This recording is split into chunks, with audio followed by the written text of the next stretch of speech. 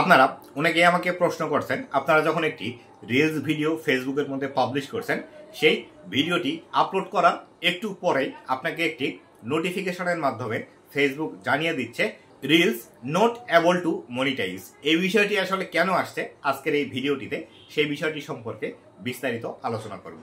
তো বন্ধুরা, ভিডিওটি খুবই ইনফরমেটিভ হতে চলেছে। অবশ্যই ভিডিওটি লাস্ট পর্যন্ত দেখুন এবং আপনি যদি আমার চ্যানেলে প্রথমবার এসে থাকেন অবশ্যই চ্যানেলটি সাবস্ক্রাইব করে দিয়ে পাশে আসে বেল নোটিফিকেশনটি অন করে দিবেন, যাতে করে ভবিষ্যতেও ফেসবুক রিলেটেড এমন আরও ইনফরমেটিভ কন্টেন্টগুলো আপনারা পেতেই থাকেন। তো বন্ধুরা, আমাদের যাদের ফেসবুক পেজের মধ্যে অলরেডি কন্টেন্ট মনিটাইজেশন চালু হয়েছে, তারা যখন আমরা ফেসবুকের মধ্যে একটি রিলস ভিডিও আপলোড করছি, এই আপলোড করার সাথে সাথে আমাদের একটি নোটিফিকেশনের মাধ্যমে ফেসবুক জানিয়ে দিচ্ছে এই রিলস ভিডিওটি আপনার মনিটাইজেশনের জন্য উপযুক্ত নয় বা নট এবল টু মনিটাইজ।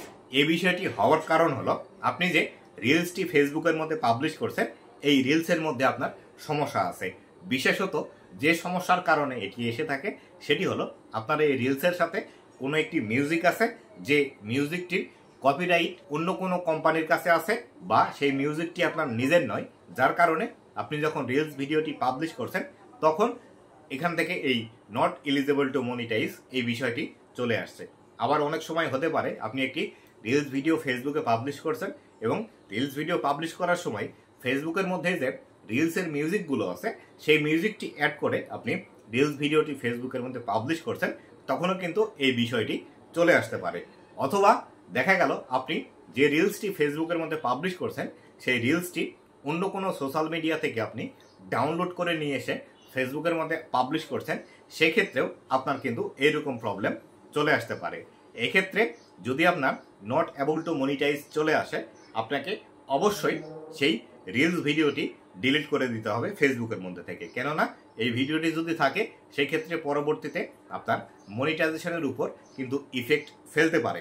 আর এরকম প্রবলেম যদি আপনার আসতেই থাকে, তাহলে সেই ক্ষেত্রে আপনি বুঝে নেবেন আপনি যে রিলস ভিডিওগুলো তৈরি করছেন সেই রিলস ভিডিওগুলো ফেসবুকের রুলস এবং রেগুলেশন না মেনেই আপনি তৈরি করছেন।